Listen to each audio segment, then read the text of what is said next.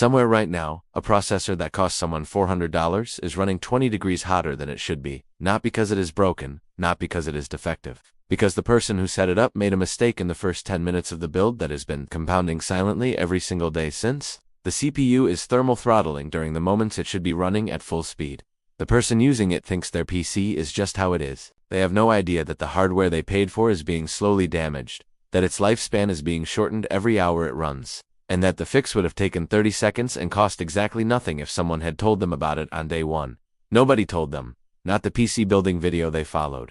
Not the product manual that came in the box. Not the retailer who sold them the parts. And the reason nobody told them is uncomfortable once you see it clearly. The hardware industry does not profit when your components last for 8 years. It profits when they degrade in 3, and you need to buy new ones. So the information that would help you get the most out of what you already own is systematically underrepresented in every channel where the business model depends on you buying more hardware. This video does not have that problem, and by the end of it, every mistake I am about to walk you through is something you can check and fix today, on the machine you are already running. Let me start with the mistake that is almost certainly affecting more people watching this video than any other on this list, because it requires zero hardware, zero tools, and zero money to fix. And yet the majority of people who build or buy a new PC in 2026 are making it without knowing it exists. It is called the RAM speed issue, and it is rooted in something that the memory industry does in a way that is genuinely misleading to anyone who has not specifically researched it. When you buy RAM, there is a speed printed on the packaging and on the product listing. 3200 MHz, 6400 MHz, 7200 MHz, whatever the number is, that is the speed you paid for. That is the speed the marketing material promises. And when you install that RAM in your motherboard and boot your PC for the first time, the RAM almost certainly is not running at that speed. It is running at a much slower default JEDEC speed, typically 2133 MHz for DDR4 or 4800 MHz for DDR5, regardless of what speed was printed on the box. The reason for this is that the higher advertised speeds are an overclock profile stored in the memory modules themselves, called XMP on Intel platforms or EXPO on AMD platforms. That profile does not activate automatically. It requires you to go into your BIOS, find the XMP or EXPO option, and enable it. One setting change. The RAM will then restart at its full advertised speed. But if you never enable it, you are running memory that is operating significantly slower than what you paid for, potentially indefinitely, with no error message, no warning, no indication that anything is wrong. Your system boots, Windows loads, everything looks normal. The performance difference is invisible unless you specifically benchmark it, but it is real. In gaming and in productivity workloads, the difference between slow default RAM speeds and full XMP speed can be significant enough to matter for the tasks you are actually doing. You paid for faster RAM. You are not getting it, and the box gave you absolutely no indication that you needed to do anything in your BIOS to receive what you purchased. The second mistake is one that will feel counterintuitive the first time you hear it, because the instinct it violates seems like common sense. It is about case airflow, and specifically it is about a mistake that a meaningful percentage of people who build their own PCs make without ever realizing it, because the fan itself gives you no obvious indication that you have made it. Case fans have a direction. Air moves through them one way. The side of the fan with the plastic X-shaped bracket in the center, the structural frame side, is where air exits. The open side, the side you can see the fan blades through without the frame, is where air enters. When you install a fan in your case, you need to know which direction airflow is supposed to go in that position. Front fans are typically intakes, bringing cool air in from outside the case. Rear fans are typically exhausts, pushing hot air out. Top fans are typically exhausts.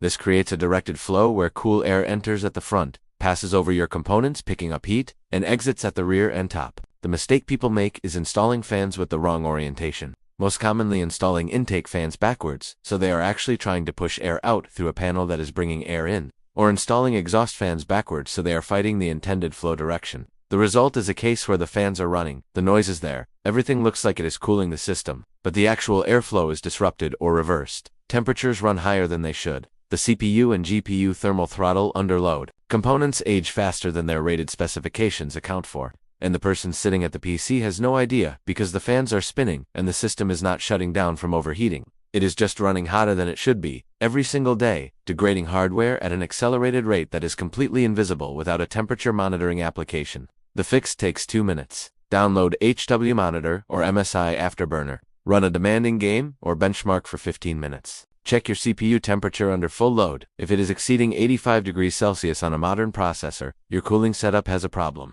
The acceptable range under full load is 65 to 85 degrees.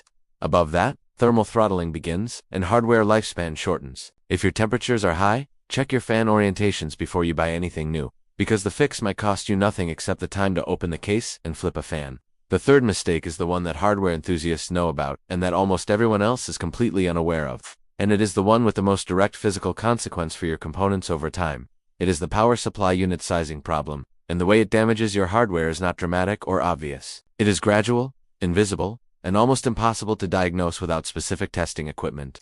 Every PC component draws power from the power supply unit. The PSU converts AC power from your wall into the DC voltages your components use. PSUs are rated by their total wattage output. What most people do not know, and what the PSU industry has very little incentive to explain clearly, is that running a PSU consistently close to its maximum rated wattage is bad for the PSU itself and potentially bad for the components connected to it. Power supply units are most efficient and most stable in terms of output voltage quality when they are running between 40 and 70% of their maximum load. At 80% and above, efficiency drops, heat increases, and voltage regulation under transient load spikes becomes less stable. Voltage instability is one of the leading causes of gradual hardware degradation that presents as random crashes, stability issues, and reduced component lifespan without any obvious single failure event. The component does not die overnight. It degrades over months until it becomes unreliable, and by the time it fails completely, the connection to the undersized PSU that was running at 90% capacity every time you launched a demanding application has been long forgotten. The standard guidance that the hardware community has established based on real-world testing is to size your PSU so that your system's expected maximum